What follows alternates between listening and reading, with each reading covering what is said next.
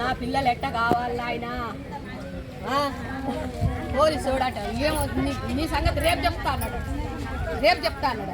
ఆడు గట్టినా అంటాడే లంచం తిన్న గట్టినా అంటారే అన్నా రేపు నేను లాయర్ హనుమంతుని పట్టుకుంటానే కోర్టులో వేయమనే నా ఊరోడు నేను లేని అభియోగం మోపినందుకే మనస్తాపానికి గురై చనిపోయాడు సార్ మా వైఫ్.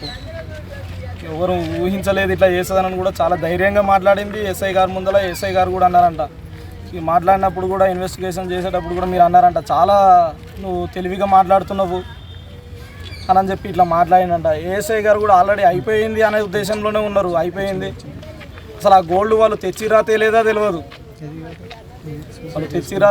తెలియదు, ఆ ఫంక్షన్లో వాళ్ళు వేసుకోలేదనంట అభియోగం మోపిరు నింద మోపడం వల్ల దాన్ని తీసుకోలేకపోయింది. స్పెషల్గా 10 మంది ఉంటే 10 మంది మీద పెట్టుంటే అది ఏమనిపించకపో, 10 మందిలో ఒక్కరుగా ఉండు. స్పెషల్గా మీ వైఫే తీసిందంట అని చెప్పి ఆ గోల్డ్ పోయిన అతను ఫోన్ చేసి నన్ను బెదిరిస్తున్నాడు.